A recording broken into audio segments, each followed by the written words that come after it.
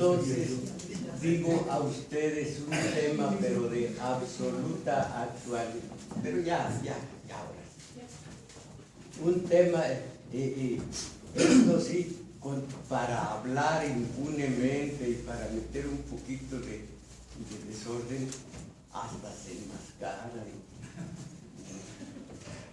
Bueno, es importante lo que está ocurriendo ahora con el salario mínimo.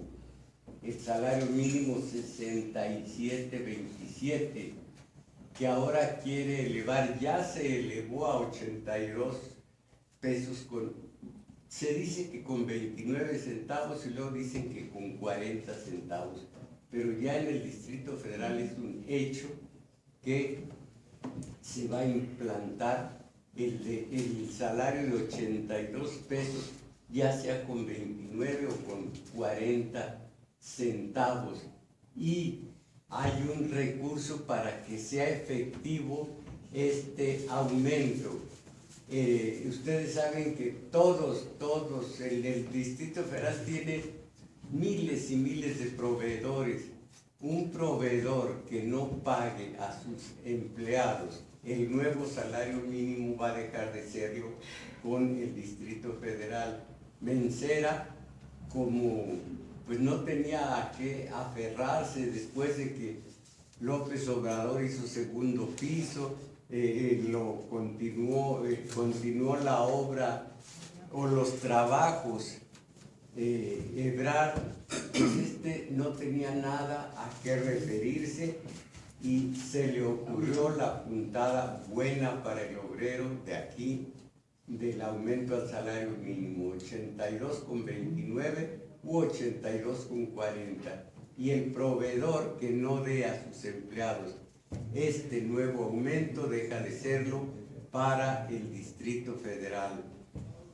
Entonces, voy a leerles la nota tal como apareció ayer, anteayer, y luego el análisis de Marx en torno al salario y a la plusvalía, con la aclaración del analista que hemos venido tratando, de que el mismo Lenin ya decía que muchas de las tesis de Marx se habían quedado obsoletas por el tiempo que él las escribió. Luego, el propio Bernstein, de que hablo con Engels, que fue el continuador de la obra de Marx, sostenía polémicas y decía que no era cierto la ferocidad aquella de la lucha de clases y demás, pero están de acuerdo todos los analistas, y eso sí no se puede negar, acerca de dos detalles. Tres: el salario, la plusvalía y lo que significa la alienación, la enajenación. Y voy a leerlo tanto las tesis en párrafos de Marx como los comentarios, y dice el comentarista: esto ha sobrevivido a las peores críticas en contra de Marx, lo de plusvalía y lo de enajenación del obrero. Pero con leerlo y con analizarlo nosotros en la vida diaria, en la práctica de todos los días, pues vemos si es o no es vigente lo que se refiere al salario, al obrero. Ya amaneció. Y a la alienación. Primero, la nota del día de ayer. Es conveniente aumentar el salario mínimo. La propuesta del gobierno capitalino de desvincular el salario mínimo para que sea posible aumentarlo fue aprobada hace unos días por los diputados y espera el palomeo de los senadores. Pero no todos la ven con buenos ojos, frente a quienes sostienen que es una medida razonable para aumentar el poder adquisitivo de los más pobres y alejar a la población de la economía informal. están,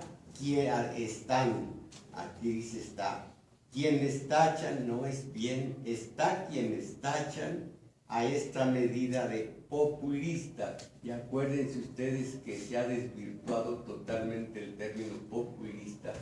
Se le ha dado una connotación peyorativa al máximo, emparentándola con el demagogo, cosa totalmente distinta, y que sabemos que el populismo nació en el siglo antepasado en Rusia, cuando muchos intelectuales, muchos estudiantes se fueron al campo donde estaban los mujiks para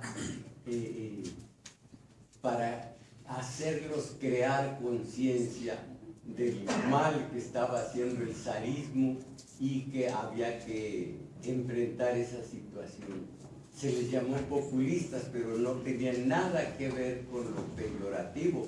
Iban al pueblo, eran populistas. Después aquí hay un Alejandro Dorna, no estoy seguro, un chileno, leí su libro en donde analiza el populismo y al final dice lo que dijo al principio: no sabemos lo que es el populismo. Creí que me iba a sacar de la duda y el final es: entonces el populismo es un término ambiguo que nada dice y lo dice todo. Otros dicen populismo, cualquier cosa a favor del pueblo es populismo, pero basándonos casi siempre en guías de la Casa Blanca, la de allá, estamos siempre satanizando esto y glorificando aquello, según nos dicen aquí cerca. Acuérdense que nos hablan de si este es terrorista o no es terrorista, y nos ocultan que el terrorismo causa son ellos y el terrorismo efecto contestatario son los tontos que ofrendan su vida llevándose 40 o 50 a veces hasta inocentes, y que eso no lleva al cambio ni mucho menos. Pero en fin, entonces esta medida está tachada de populista. Aseguran que los salarios no pueden aumentarse por decreto y advierten que las consecuencias pueden ser el crecimiento de la inflación y la disminución de la productividad. Recuerden ustedes que si el salario mínimo tiene un aumento razonable, es en detrimento de esa plusvalía que vamos a ver ahora y que ya la conocemos, pero esa plusvalía no se toca.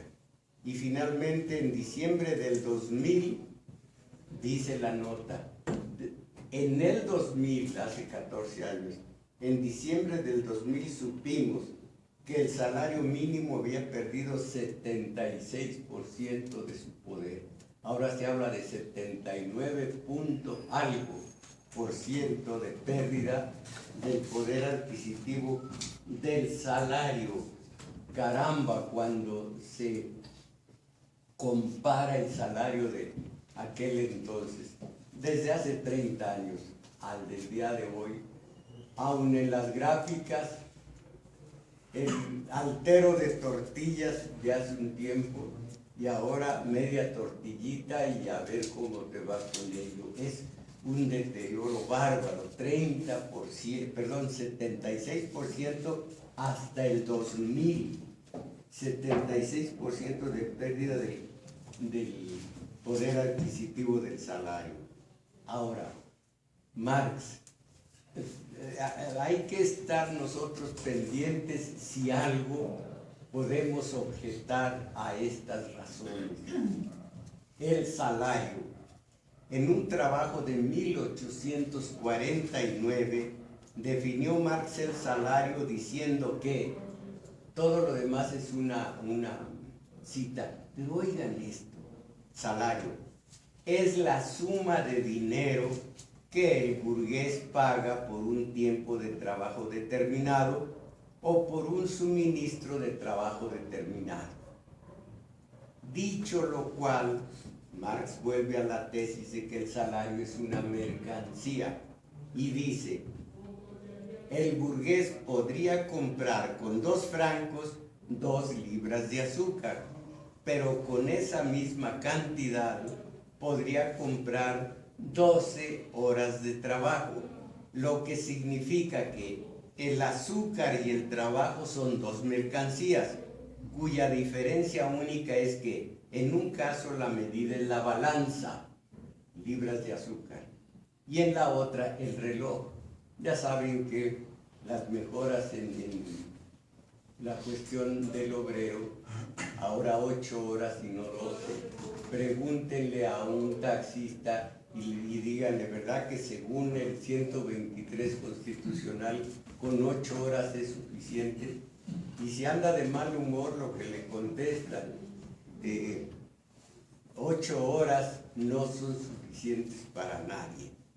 Entonces, el sindicato, ahora los sindicatos han variado esta situación, nada más que pues veamos aquí en México lo enajenado que está el sindicato, porque el líder del sindicato no solo dialoga con el sistema de poder, sino que es parte del sistema de poder. Entonces el obrero con 2 libras en dinero compra una cantidad X de azúcar o una cantidad X de trabajo del obrero. Es una mercancía. Ahora, Engels escribe, antes, en el primero de los manuscritos, estas breves líneas, las que acabo de leer, llevan a la conclusión de que el burgués procurará comprar el trabajo igual que cualquier otra mercancía. Esto es obvio. Ya en las conquistas obreras se tenía que contratar al obrero por medio del sindicato.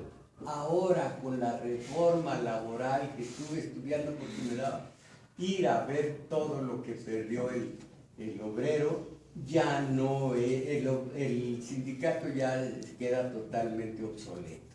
El outsourcing y todo lo demás ya es directamente, y ni siquiera el empleador empleado, sino el empleador, la agencia y el empleado. Entonces ya no hay ni siquiera un interlocutor directo del obrero que no sea una agencia X. Eso es parte de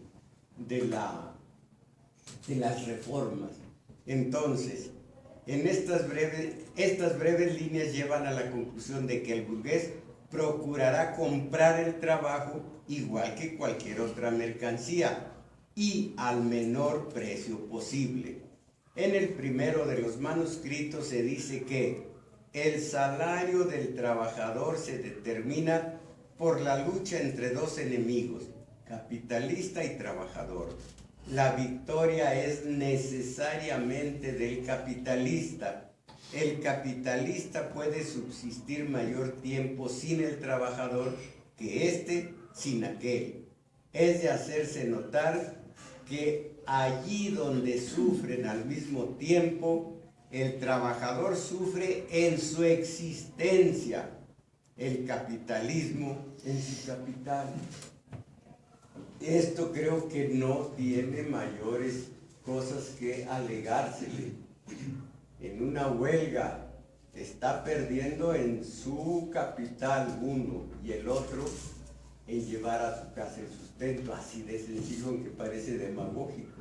Así de sencillo, uno y siempre será derrotado el obrero junto al capital. Engels describió con profunda amargura la condición de la clase trabajadora en Inglaterra. De esa obra se desprende la victoria permanente del capitalista y los consecuentes salarios de hambre. Esto sí varía porque los sindicatos han hecho su labor, cuando menos en los países más avanzados, de defensa del trabajador, aunque sea una defensa muy cuestionable. De esta obra se desprende la victoria permanente del capitalista y las consecuentes salarios de hambre, los consecuentes salarios de hambre. Pero la miseria de los trabajadores no concluía con su derrota, se agravaba por una causa segunda, consecuencia de que el salario se convirtió en el precio de una mercancía. El precio de cada mercancía se determina, Marx vivió la época del dejar hacer, dejar pasar, por la ley de la oferta y la demanda. Pues bien, en los mercados del siglo XIX, la oferta de trabajo, no obstante el crecimiento de la industria, y creo que eso también hoy, la oferta de trabajo era mayor que su demanda, la que facilitaba al empresario lanzar a los trabajadores a una carrera o a una lucha que terminaba con la victoria de quienes se conformaban con los salarios más bajos. Esto el día de hoy, hace un par de meses, de España llegó este video. Vi el video y era una ironía de esta naturaleza. Era una subasta. Estaba el subastador y todos los que iban a participar. Y dice, hay un puesto de trabajo. ¿Quién da una cantidad determinada? ¿O quién acepta una cantidad de X? Pues yo trabajo por 100 pesos, es un decir. Otro de los postores, yo trabajo por 90, yo por 70. El chiste era quedarse con el empleo. Y así le bajaban hasta que uno rechazaba las vacaciones, otro aceptaba trabajar también en domingo, otro ya nada más por la comida, y al final el trabajo es del que dijo que quería nada más trabajar y no hubiera remuneración, y se quedó con el trabajo. Por supuesto que es una grandísima ironía, pero desde aquí, con Marx y aquí en este caso con Engels, desde aquí la oferta de trabajo siempre será mayor que la demanda, por más que las fábricas cada vez necesitan más obreros para liberarlos de la cuestión feudal, iba a decir sexual, feudal. Les quitaron sus trabajos, sus talleres de los artesanos, sus tierras que no eran suyas, sino del castellano a los campesinos. Los dejaron sin nada y les dijeron, vénganse, aquí hay trabajo, y ya hemos visto que después de ellos prefirieron a las mujeres, después de a las mujeres a los niños, que aquí se dice que los niños trabajaban prácticamente dormidos y caían en las máquinas y se morían. Entonces este horror fue cierto, fue una realidad. Siempre había más oferta demanda de trabajo que ofertas de trabajo, porque siempre había más gente dispuesta, todos los que vivían en los barrios bajos, en una situación tremenda. Todo esto debido a que primero hicieron esta situación los capitalistas, en este caso, los que eran los burgueses, siguen siendo, pero ahora ya los llaman más que liberales, y bajaban muchísimo los salarios. Y en algunos países han sacado las garras los sindicatos, cosa que no es aquí, porque aquí el santo tutelar de los obreros se llama Joaquín Gamboa Pascoe, multirriquísimo, el hombre era ya legendaria la forma en que organizaba safaris en África, de tal manera que quedaba en ridículo Juan Carlos con su par de elefantitos. El safari grande era el de Gamboa Pascual. Entonces, ahora, al lanzar a los trabajadores a una carrera o a una lucha que terminaba con la victoria de quienes se conformaban con los salarios más bajos. Allí la plusvalía no se tocaba como no se toca hoy. Acuérdense cuando dijeron aumentar los salarios, dijo la iniciativa privada, sí, pues que suban la productividad. Matemáticamente más pobreza iba a haber en los trabajadores, no como dijeron algunos, no, pues entonces subir la productividad es que ellos se ganen su propio aumento, no lo da el patrón, pero no solo el aumento, no solo no se lograba el aumento del salario, sino que se volvían más pobres los obreros. Aquí está la plusvalía. La teoría de la plusvalía es una de las piezas maestras del pensamiento marxista. La demostración de que la explotación del trabajo es elemento constitutivo del capitalismo. No hubiera eso, no hubiera capitalismo. La explotación del trabajo es elemento constitutivo del capitalismo. La afirmación de que es una de las leyes fundamentales y la consecuente demostración de que es un sistema de despojo, porque el capitalista arrebata al trabajador una parte del producto de su trabajo.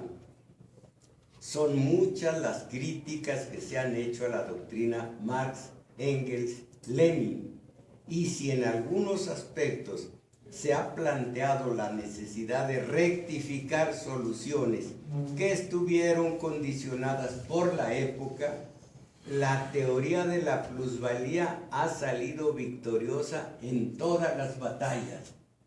Con solo escucharla, meditarla, no puede uno decir que ha cambiado nada. Si todavía se le paga al trabajador 6 horas de trabajo y se le hace trabajar 8, las 2 horas restantes, el producto de las 2 horas restantes le pertenecían y le pertenecen al empleador. Y me decía un analista, decía, es el robo legal más grande que ha perpetrado la humanidad. Es un robo legal, no legítimo. No sería robo si fuera legítimo, pero sí es un robo. Alguien que pueda decir robo, yo no puedo. Un robo legal. Entonces, la teoría de la plusvalía. El trabajador entrega al empresario un trabajo de 8 horas y recibe un salario que se determina por la ley de la oferta y la demanda. No está de tal manera así el día de hoy. No era hasta la reforma laboral. De nueva cuenta, oferta y demanda, pago por horas, outsourcing y todo lo que ya sabemos. Antes no, era por medio del sindicato sin más. Vuelve a estar la tesis que estuvo cuando Marx. La teoría de la plusvalía. El trabajador entrega al empresario un trabajo de 8 horas y recibe un salario que se determina por la ley de la oferta y la demanda. El salario del trabajo, dice Marx, aumenta o disminuye según la relación entre su oferta y su demanda y de acuerdo con la concurrencia entre los capitalistas y entre los trabajadores. De nueva cuenta es al toma y daca. Pero dentro de estas oscilaciones, el precio del trabajo se determina por el costo de producción necesario, de acuerdo con el tiempo de trabajo, para que la mercancía trabajo pueda entregarse. O con otras palabras, existe un mínimo natural al que años más tarde se llamaría salario mínimo vital, sin el cual el trabajador no estaría en aptitud de entregar su mercancía. Esto, si vemos que es actual, que es cierto y que es actual, esto es lo trágico. Miren, existe un mínimo natural, al que años más tarde se llamaría salario mínimo vital, sin el cual el trabajador no estaría en aptitud de entregar su mercancía. De ahí que pueda plasmarse la fórmula de que, comillas, el trabajador, igual que el caballo, obtiene únicamente lo que necesita para poder trabajar en beneficio de su amo. Y viendo la situación del trabajador, así es, nada más, por más que se lo garantiza más ampliamente el 123, el salario mínimo debe ser suficiente para cubrir los gastos, aún si se obedeciera fielmente ese mandato del 123, sería: el caballo debe ser bien alimentado para que dé un buen servicio. Eso no es más que lo que necesita para dar su trabajo, lo que le llama salario trabajo, mercancía trabajo, perdón.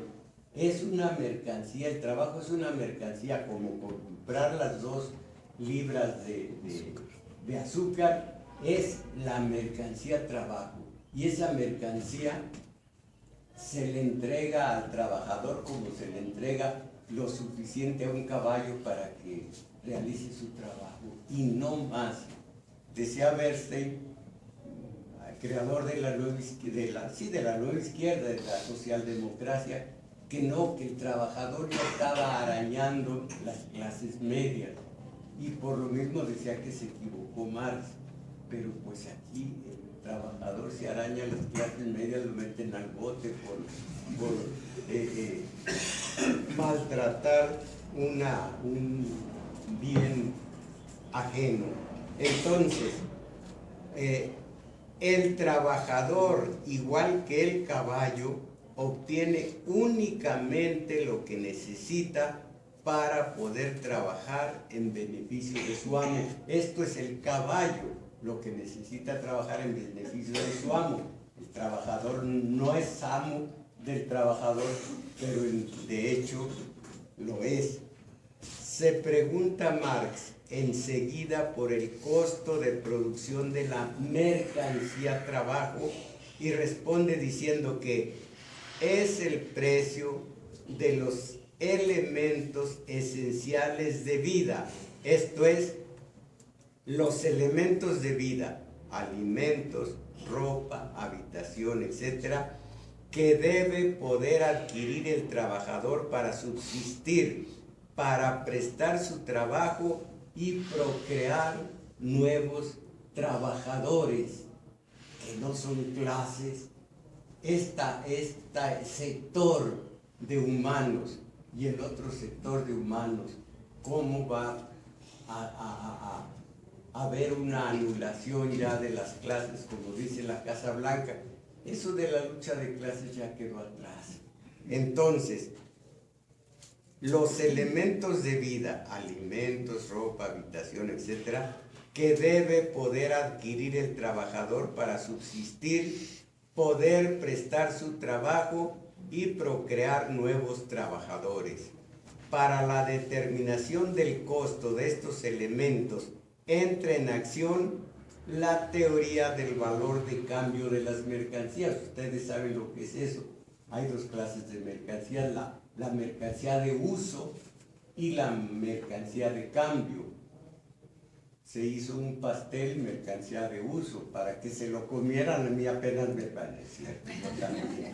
Y mercancía de cambio, la mesa que hizo el carpintero para venta, mercancía de uso y mercancía de cambio. No son, perdón, valor de uso y de cambio. Es lo mismo, es la mercancía, lo que vale el pastel y lo que vale la mesa. Es la mercancía con el valor de cada uno, de cada una.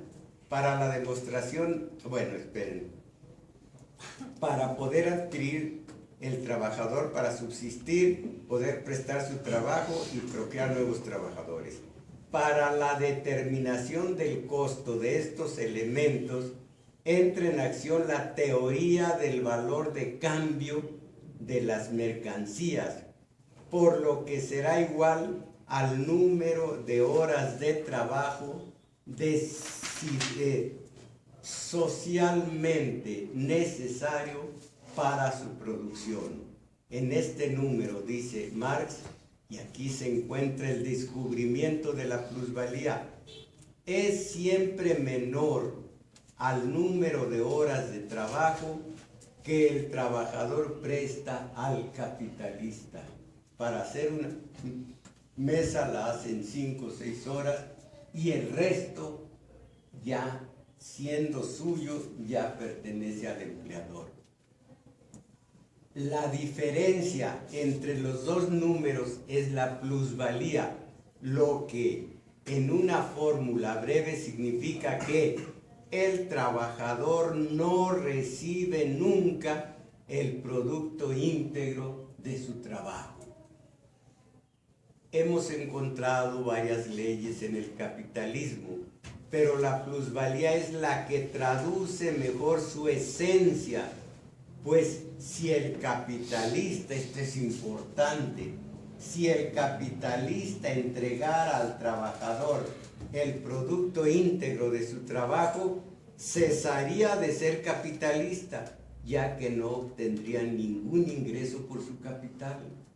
Lo único que recibiría sería el salario correspondiente a su trabajo como elemento organizador y dirigente de una unidad productiva. Así de sencillo. Dejamos la plusvalía aquí con los Slim, con todos estos Hernández y demás, y ya no habría en estos individuos capitalismo. Bueno, así que, ¿cómo va a luchar ante esta situación un obrero? La diferencia entre los dos números es la plusvalía, lo que en una fórmula breve significa que, más abajo, lo único que recibiría, dejando la plusvalía del capitalista, lo único que recibiría sería el salario correspondiente a su trabajo como elemento organizador y dirigente de la unidad productora. Así que sí, un poco más alto su salario aquí en el DF. Y eso que un poco más de alimento al caballo para que haga mejor su trabajo ante su amo, se desempeñe de manera mejor.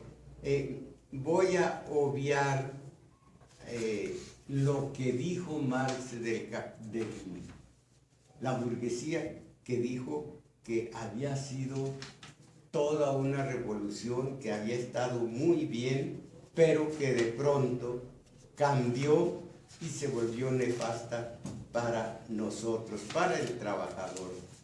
Entonces, ahora, dejen ver, esto lo voy a hacer a un lado para entrar a la tesis clarísima de la enajenación.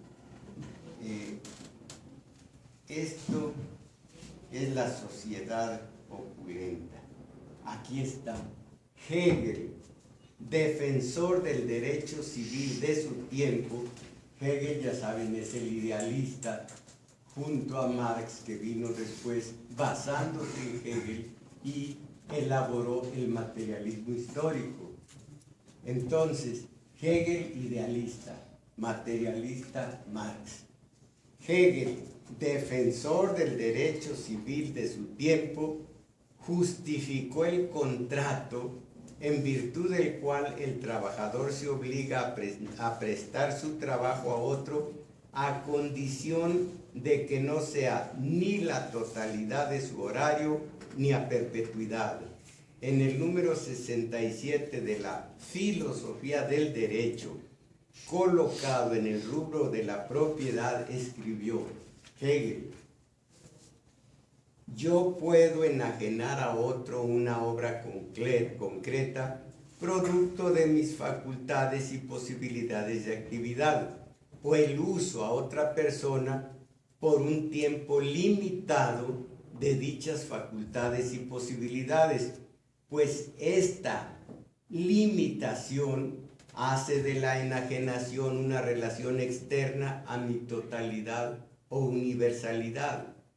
Por la enajenación de todo mi tiempo de trabajo o de la totalidad de mi producción, enajenaría a otro lo que hay de substancial en mi actividad y realidad total, esto es, enajenaría mi propia personalidad. ¿Cómo deja la enajenación? Proporcionando solo una parte de su tiempo y regresando a su casa, porque esto es muy importante, lo que dice también Marx: el hombre en su casa está entero, afuera está enajenado con el patrón. Pero entonces, aquí dice Hegel, si puede regresar, si solamente enajena una parte de su vida, está salvado. La tesis coincidía con los principios de las declaraciones de los derechos del hombre y parece una reproducción del artículo 1780 del Código de Napoleón, que dice: no pueden obligarse los servicios sino por un tiempo o por una obra determinados. Ahí está la defensa del trabajador. Pero luego llega Marx. Marx contempló cuidadosamente la tesis del maestro de la Universidad de Berlín, Hegel, y comprendió lo que hace de él un descubridor de la idea, que el principio de la libertad de contratación tiene un valor puramente formal, abstracto, según Hegel, que no corresponde ni a la verdad ni a la realidad. El verdadero problema consiste en decidir si la prestación del trabajo personal a otro no implica el entregarse el hombre a otro, o como dijo ya en nuestro siglo el maestro francés Seyle en este hermoso ensayo: esa distinción diabólica entre la persona y su energía de trabajo no tiene más objeto que ocultar la servidumbre o esclavitud real del hombre. Después se va a explicar todo. La libertad de contratación no puede existir, diría Marx, no puede existir allí donde se principia por degradar el trabajo a la condición de una mercancía.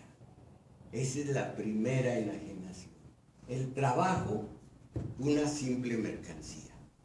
La igualdad en la contratación no puede darse entre quien lo tiene todo y quien no tiene nada, porque aquel dispone de todo para subsistir, en tanto el trabajador no puede vivir sin su salario. Al concluir esta meditación, el autor de los manuscritos, en otro rasgo genial y en una antítesis que revela la crueldad de la enajenación contractual del trabajo, exclamó que esa libertad de prestar la energía de trabajo es la causa de la enajenación del trabajo, que se vuelve, esto es lo importante, que se vuelve el trabajo de otro. Lo vemos de aquí, ¿qué se puede decir? Vendió su trabajo, se vuelve el trabajo del empleador, se vuelve el trabajo de otro. y es asimismo la causa de que el producto de mi trabajo se vuelva el producto de otro. Ahí está la doble enajenación. Primero, vendo mi tiempo de trabajo, 8 horas.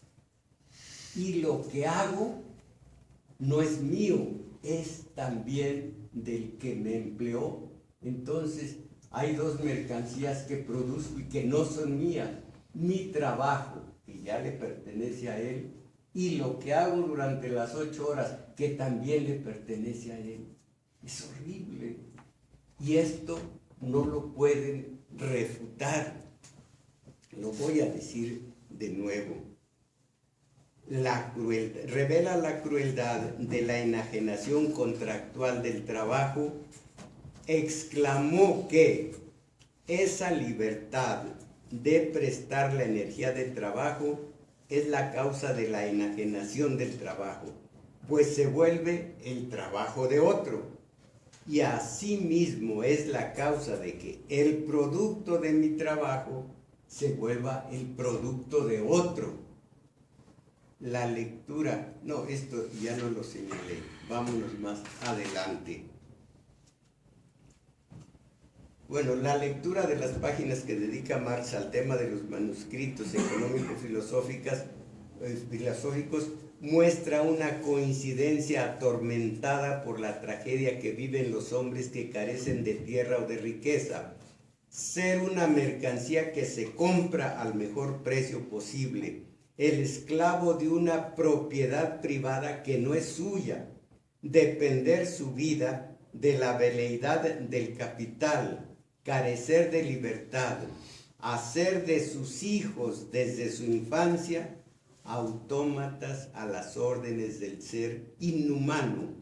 En el primero de los manuscritos se plantean vigorosamente los problemas que caen del cielo. Se plantean vigorosamente los problemas. Con las palabras mismas de la economía política, hemos mostrado que el trabajo es rebajado a la categoría de una mercancía y, en verdad, la más miserable de todas, mercancía humana, la más miserable de todas, que el trabajador se encuentre en una relación inversa a la fuerza y magnitud de su producción. Le acercan una serie de elementos, en unas horas hace de estos elementos un aparato de televisión, pero no es suyo. Todo esto es la enajenación, que el trabajador se encuentre en una relación inversa a la fuerza y magnitud de su producción, que el resultado necesario de la libre concurrencia es la acumulación del capital en pocas manos, por lo tanto, y un retorno a la temible reproducción del monopolio, que la diferencia entre capitalistas y terrateniente, trabajo en el campo y en la fábrica, desaparece, y que la sociedad entera tiene que caer en la diferenciación de las dos clases de propietarios y de trabajadores sin propiedad. ¿Cómo decir que ya no hay lucha de clases? Que ya el trabajador entregó doble entrega, su fuerza de trabajo en cuanto mercadería y lo que esa fuerza de trabajo hace y que no le pertenece. En el párrafo transcrito se declara que en el mundo capitalista el trabajo es la más miserable de las mercancías. Sin duda, esta situación es consecuencia de las leyes del capitalismo, pero implica la más alta carencia de principios éticos y humanos. Y es curioso que es cierto es esto. Les he puesto varias veces el ejemplo que yo advertí con aquel Abascal Carranza, Carlos, hombre honesto, católico a morir, cuidadoso de la educación de sus hijos al grado de que 2 libros lo hicieron repelar porque tenían unos restos de asuntos sexuales. Total católico, ¿quién pudiera decir que no? Pero era al mismo tiempo secretario del Trabajo. ¿Cómo se puede ser Mr. Hyde y Mr. Y Mr. J? El mismo. Porque la axiología no cuenta en materia de política. Aquí mismo esta reflexión es tan obvia, esto de que una negación de los principios morales, por supuesto, como aquí más puede influir Maquiavelo que la Iglesia Católica, por ejemplo. La Iglesia está tranquila ante algo horroroso como es esta explotación y algo sencillito de todos los días como es la porquería de la programación de la tele. Calladita la Iglesia. No le gusta que se besen 2 hombres homosexuales, preferencias distintas, es horroroso, pero tranquilo frente a la televisión. El único que a estas alturas está contra la tele y con toda razón es Peña. ¿Cómo habla contra la tele? Entonces, la Iglesia, ¿y dónde hay valores morales? Es obvio que eso no cuenta en la política de nosotros. No hablamos de otros países, pero de nosotros.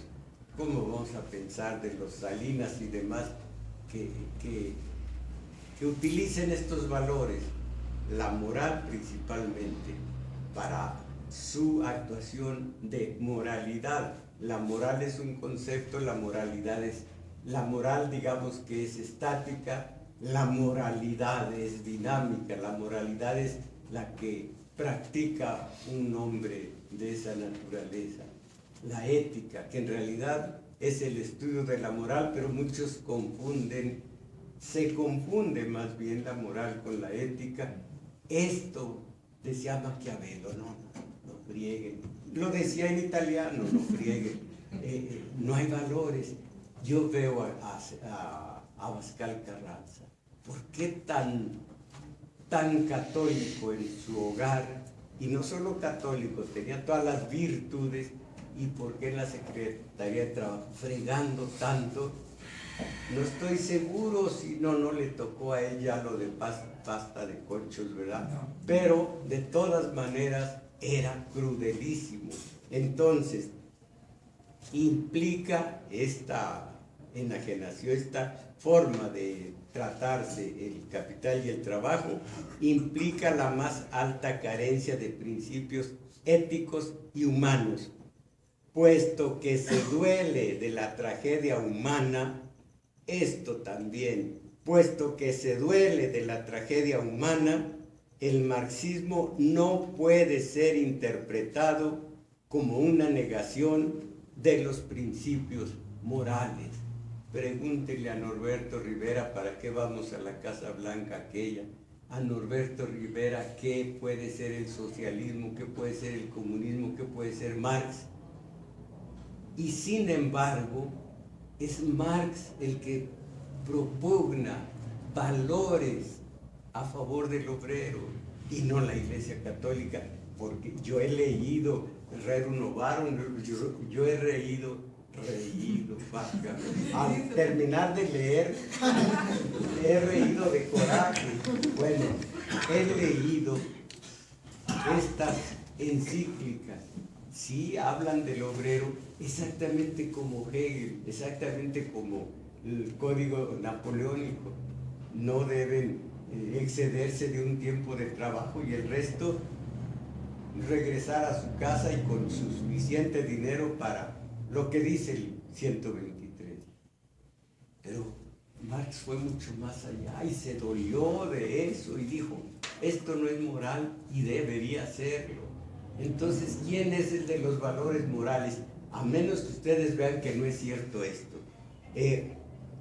Puesto que se duele de la tragedia humana, el marxismo no puede ser interpretado como una negación de los principios morales.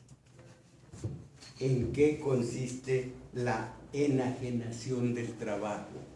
Primero, en que el trabajo se hace exterior al hombre, esto es, no pertenece a su esencia, pues el hombre no se afirma en su trabajo, sino que se niega, no se siente en él a su gusto, sino desdichado, no desarrolla una energía física y espiritual libre, sino que macera su naturaleza y arruina su espíritu.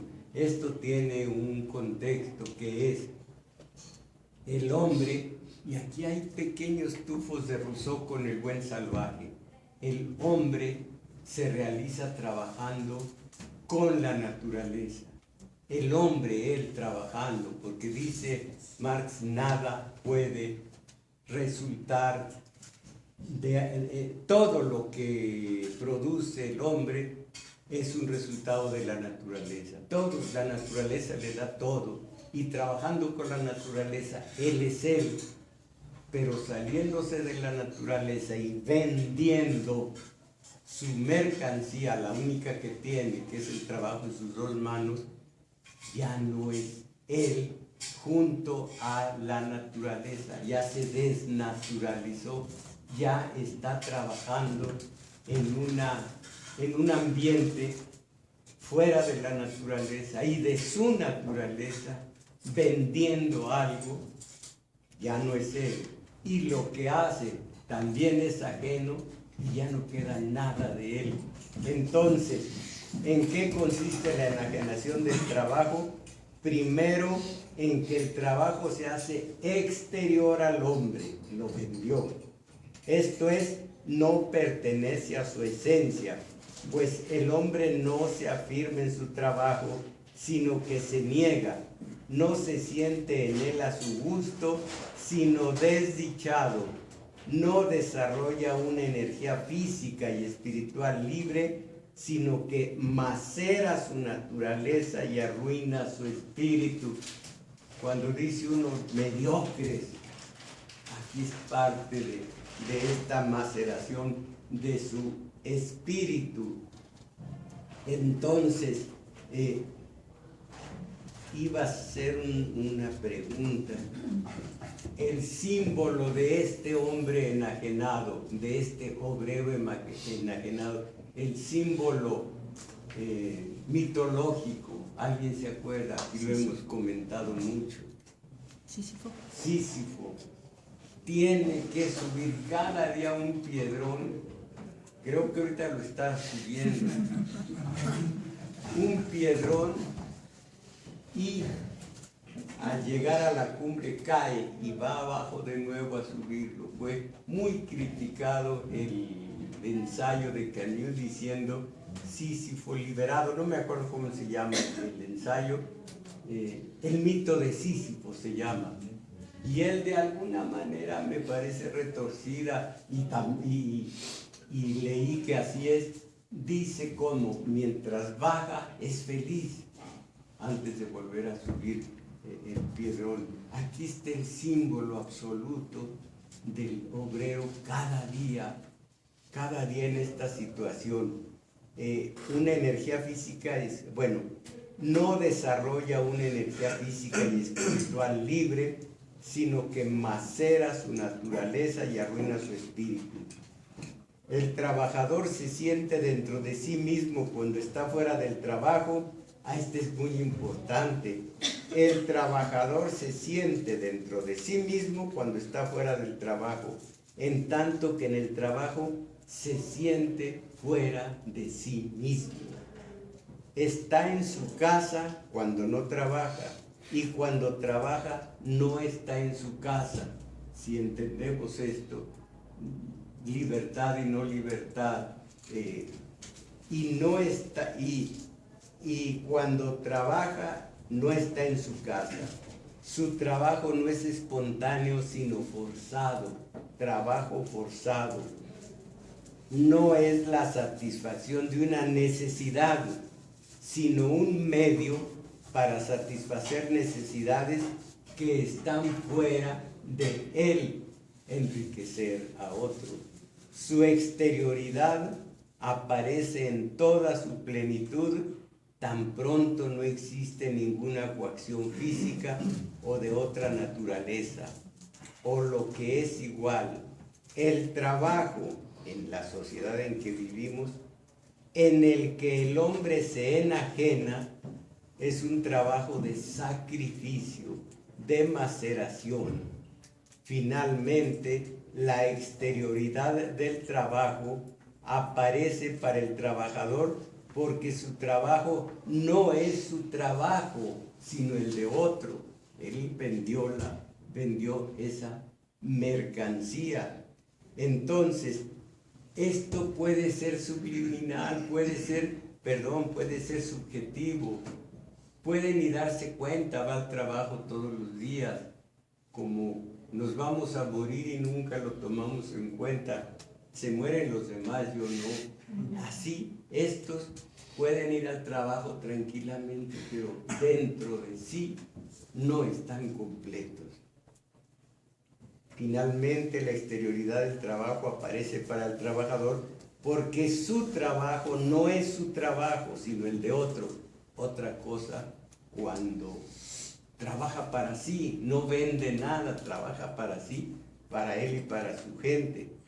Así como en la religión, la actividad de la fantasía, del cerebro y del corazón humanos, así es independiente del individuo, quiere decir, es una actividad ajena, divina o diabólica, que obra sobre él, la religión. Así también la actividad del trabajador no es su propia actividad, le pertenece a otro, es la pérdida de sí mismo. Voy a repetir lo de la religión. Así como en la religión la actividad de la fantasía, del cerebro y del corazón humanos es independiente del individuo, quiere decir, es una actividad ajena, divina o diabólica que obra sobre él, así también la actividad del trabajador no es su propia actividad, le pertenece a otro, es la pérdida de sí mismo.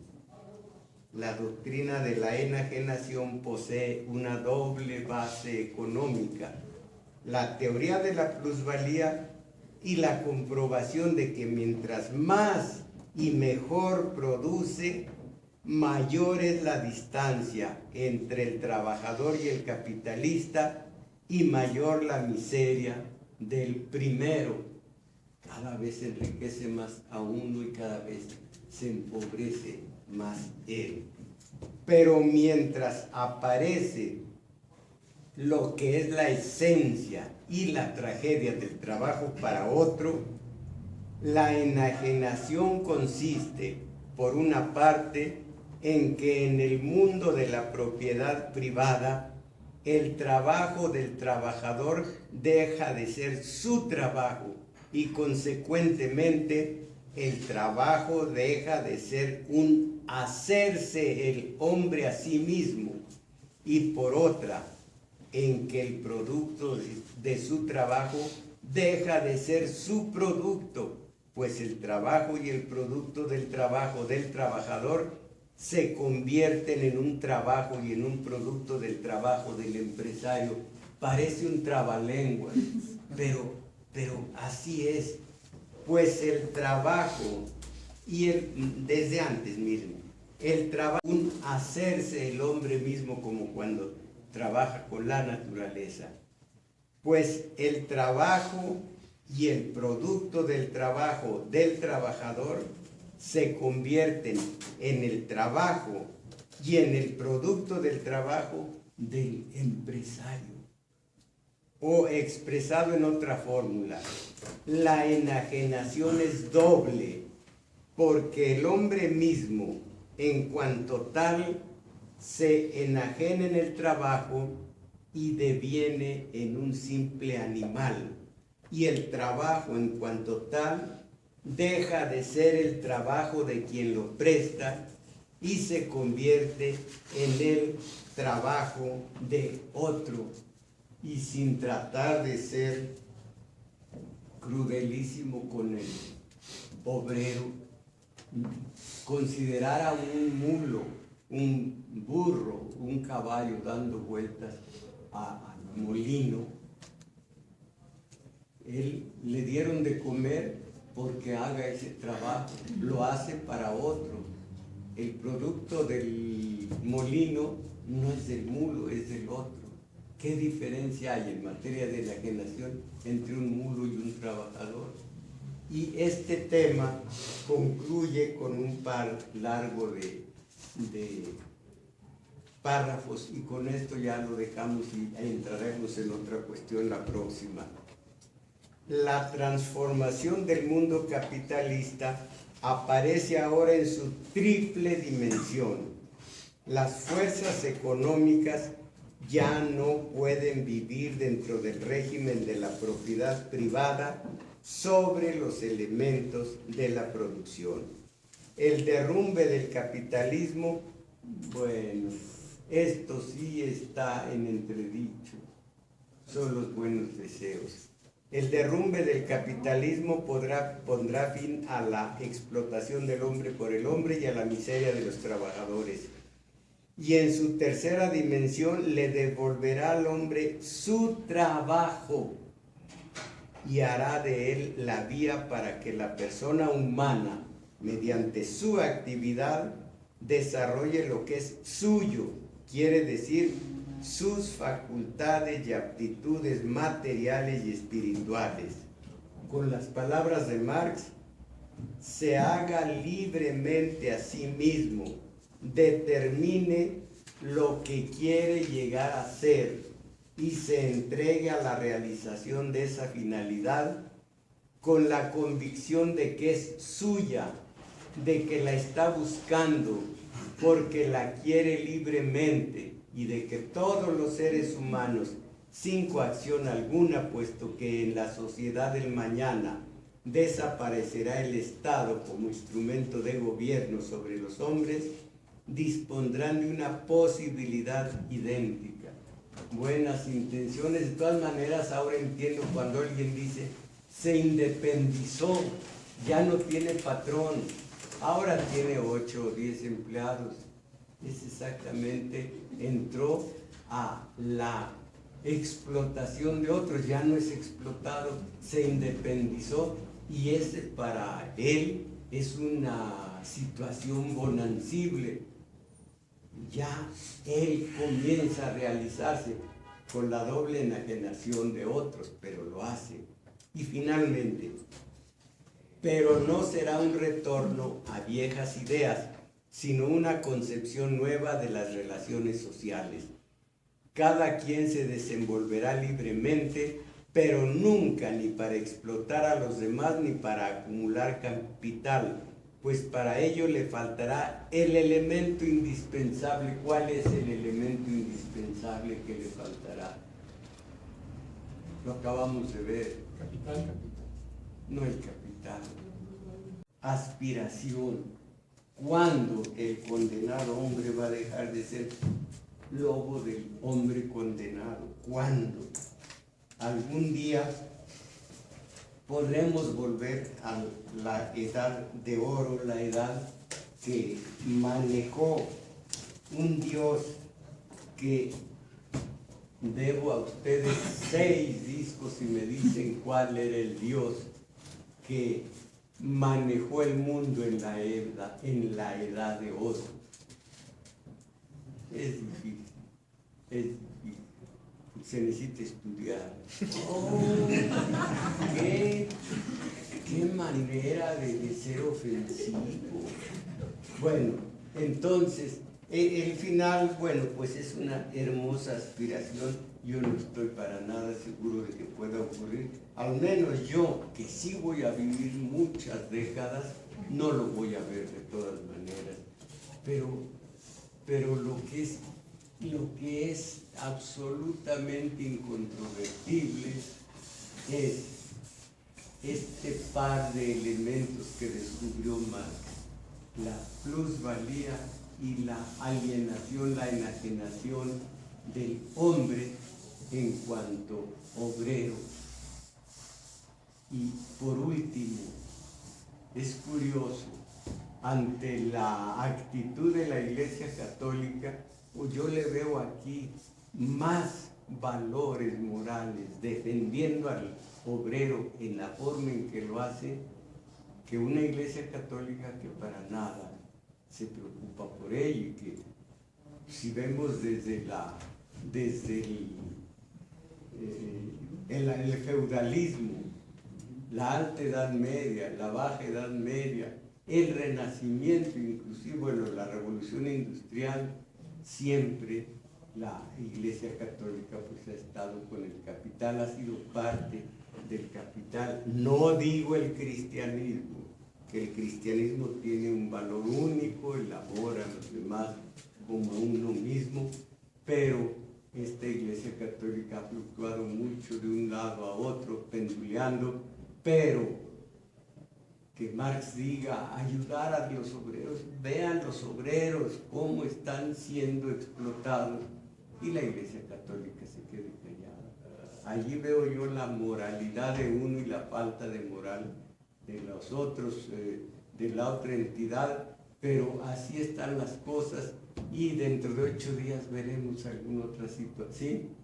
Maestro, yo quisiera pedir su opinión acerca de lo que es el cooperativismo, que es el término medio entre capital y empleados y obreros. Creo que será un fenómeno bastante aceptable, que se reparten esas plusvalías entre todos los que hemos formado en alguna ocasión una cooperativa. ¿Cuál es su opinión? Y de alguna manera la semilla de la cooperativa estuvo en la mutualidad. ¿La mutualidad? Sí, así es. No es radical, porque todavía no llegamos a hacer lo que dijo el clásico, darnos un gobierno al que obedecer como sus mandantes, o en la forma más sencilla como la adoptó el ZLN, un gobierno que mande obedeciendo. Pero en términos medios, pues ese fue el principio del obrero y sus conquistas al margen del patrón, y de eso es lo que sigue. Vamos a hablar de nueva cuenta de la mutualidad y todas sus ventajas, y luego una pasadita por la Casa del Obrero Mundial, y terminar con los Lombardo Toledano, con los Lobitos, antes con Luisa, iba a decir Luisa H. Álvarez,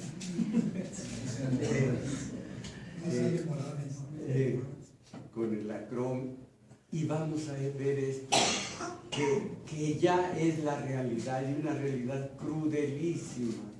Y hoy 67.27 salario real, salario del DF 82.29 u 82.40, que todavía las cifras fluctúan. Pero ¿qué tanto es tan poquito?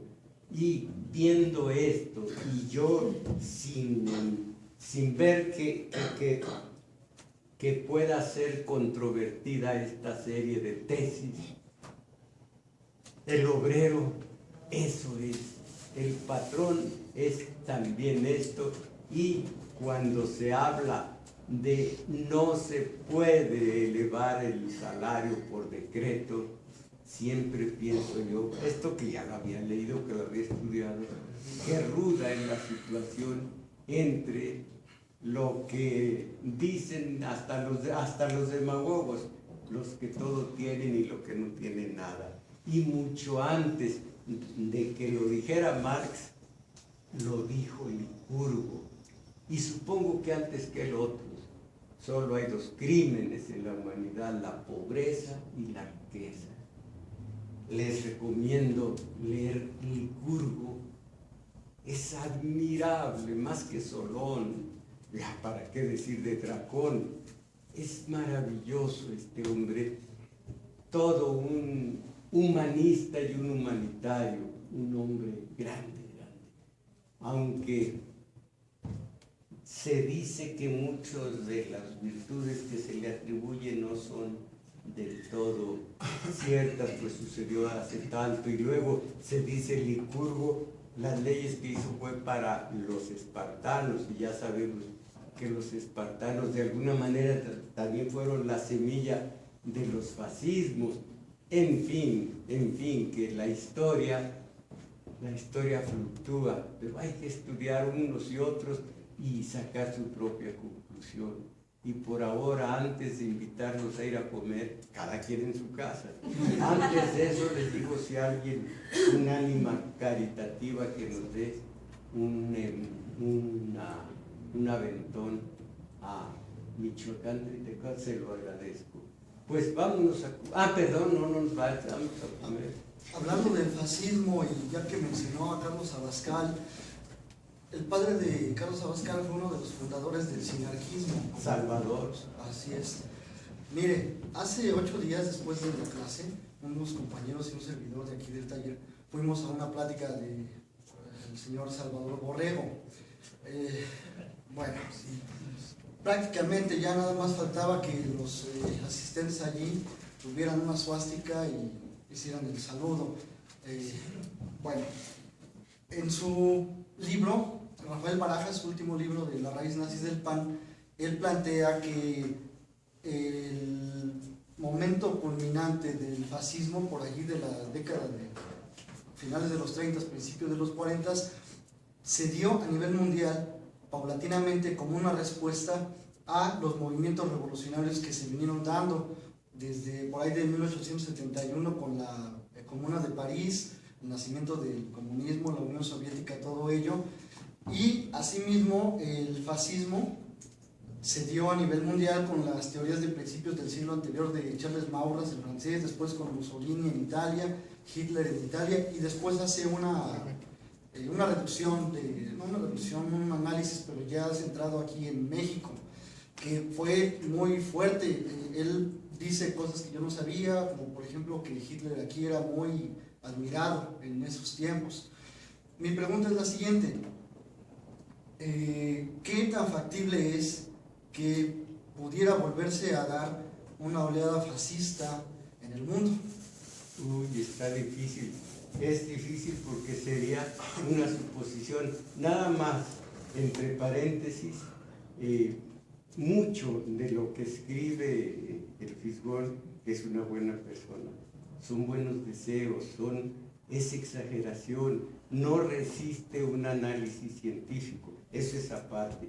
Pero a estas alturas, pues el neonazi ya comienza a ser un individuo que cobra cada vez más presencia en nuestros países, y sí fue efectivamente una cercanía con Alemania cuando la Segunda Guerra Mundial, mucho, al grado de que pues yo era de seminario y nos infundían la idea que partía de esto, de esta frase: quien es católico, quien es alemán y es católico, es muy buen católico y hay que apoyarlo. Entonces, crecí yo en esta cultura del fascismo, del nazismo y del franquismo. Cantábamos con letras religiosas el himno aquel y muchas, teníamos presente esta situación. Entonces, a estas alturas, cuando ya pasaron movimientos como Vigny, los golpeados, los siguientes, ¿cómo se llamaron? Beats, ¿cómo se llamaron los siguientes? ¿Dio Beats? Bueno, ya saben cuántos. Primero, Beatniks. la Gap Generation, la generación del gap, la generación de la brecha. De ahí en adelante, siempre también la historia pendulea hacia los orígenes. Es que a estas alturas ya los jóvenes, en eso se basan estos nuevos brotes de fascismo. Los jóvenes ya están hartos de una situación en donde la tabla de valores tanto tienes, tanto vales. Puede ser, hay que ver el futuro, pero está abonado el terreno para todos estos movimientos.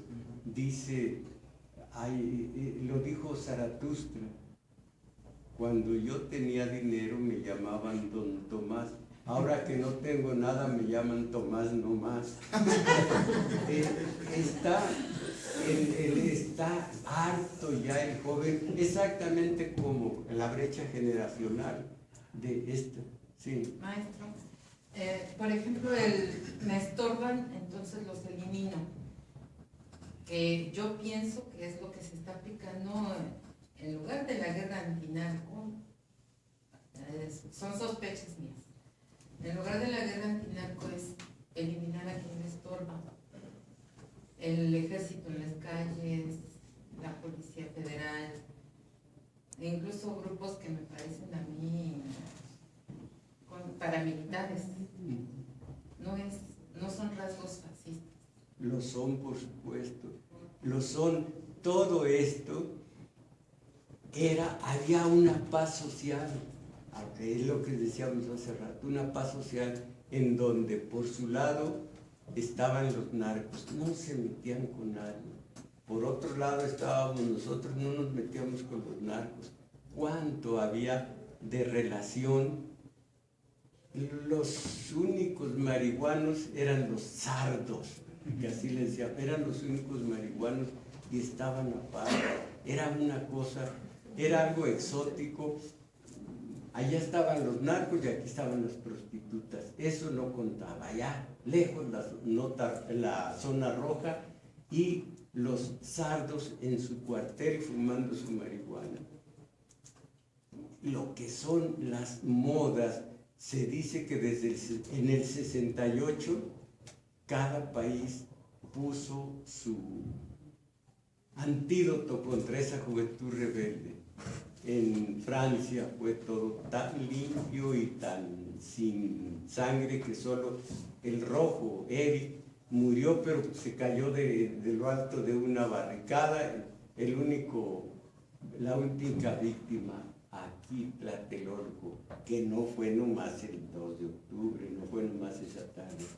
Y en Estados Unidos, el principio de todo, la Universidad de Berkeley, California, la atascaron, el gobierno la atascó de droga para pacificar a los jóvenes. Era una especie de narcotráfico, ¿cómo se llama? De narcóticos en una casa de salud para mantenerlos quietos, para mantenerlos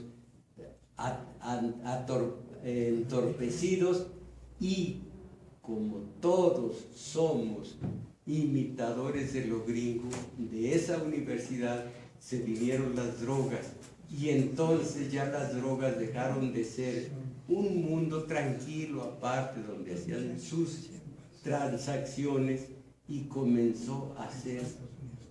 empezaron a vincular y a hacer moda de que los jóvenes se acercaban al LSD, a la datura, inclusive aquí con María Sabina, a los hongos alucinógenos, y de allí en adelante. Y quisieron enfrentar esa situación los diversos países, sobre todo México.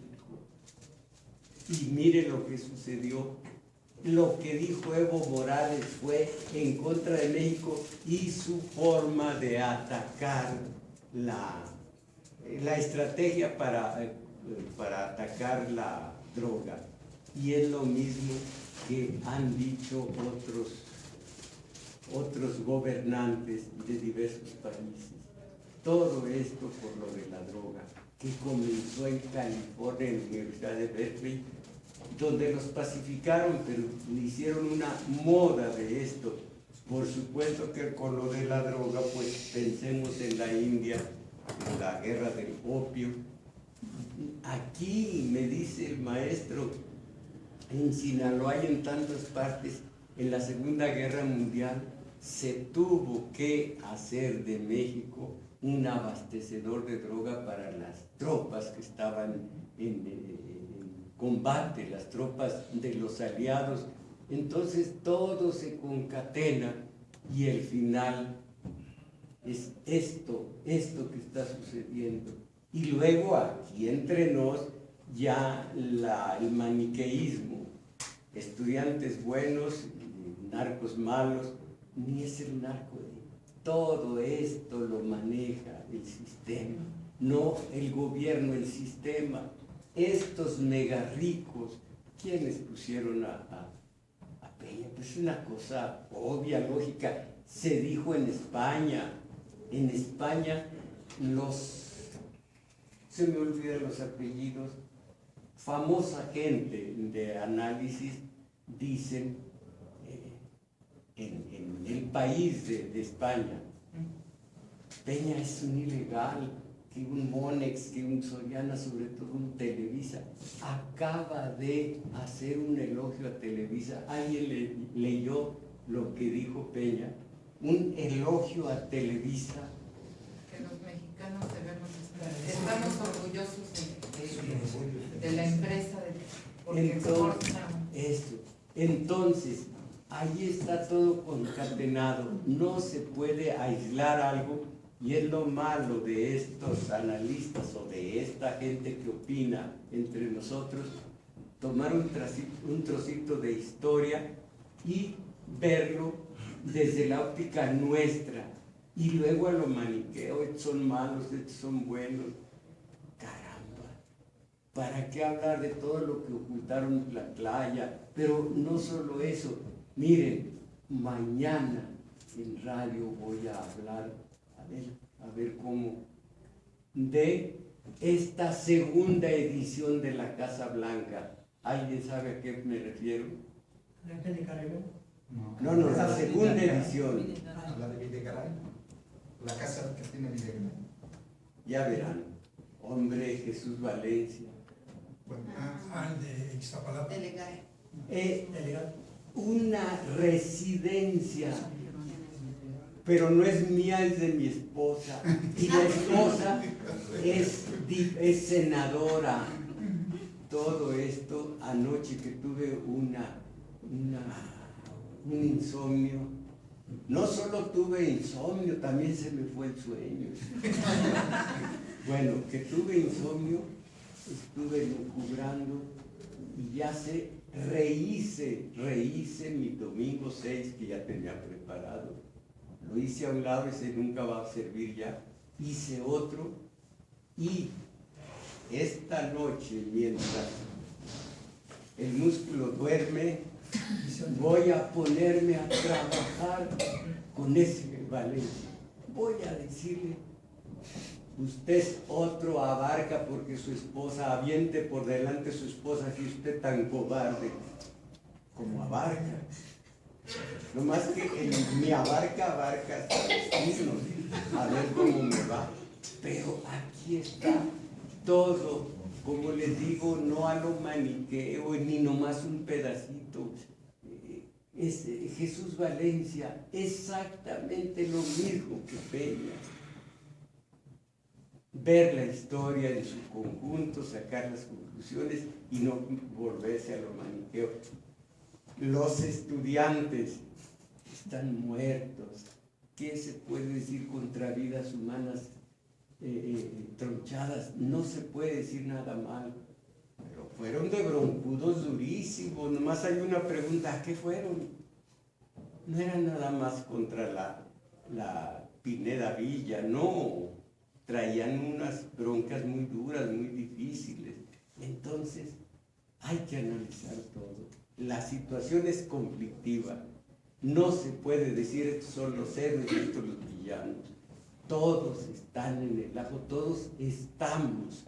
Y luego viene una reacción cándida, dura. Queremos, nos están pidiendo vivos y que renuncie Peña. ¿Cómo se puede ser tan, la tercera llamada de misa, tan, tres sonidos y después el repique? No podemos ser tan. Pues esa es la situación. Mañana. Rápido, disculpe. Origen de la raza, ¿cuáles son los verdaderos arios, el origen de la raza aria? Pues vienen desde los... Asia, ¿verdad? No. Espérenme. El Cáucaso se llaman los dorios. Los dorios son los primeros. Ahora, lo mero lejano, nomás que esto ya es en el mito, es Sem. Eran 3 hijos de Noé. Sem, Cam y Jafet. Cam se acostó con su propia madre, tuvo de hijo a Canaán, el cornudo del padre maldijo a Canaán, no a Cam. De ahí vienen, fíjense nada más, de ahí vienen los negros. A propósito, en esto que estoy leyendo, ¿cómo fue? Vamos a decir, no estoy seguro, estoy diciendo una cosa muy vaga, que los países están cada vez mejores. Por ejemplo, en México, exceptuando, en Estados Unidos, exceptuando a negros y latinoamericanos, los obreros están viendo una mejoría en toda su vida, su nivel de vida, quitando negros y latinoamericanos. Esto es algo aparte que me da exasperación. Están mejor los... Y luego viene una película de ayer, un trozo, que alguien dijo, pero si aquí en Estados Unidos la hora son 8 horas, $8 la hora. Yo dije, como en México. Entonces... los 3 hijos de Noé. Sí. Entonces, el ario es Sem, son los semitas. Jafet son los arrimadizos, siendo que son los dueños.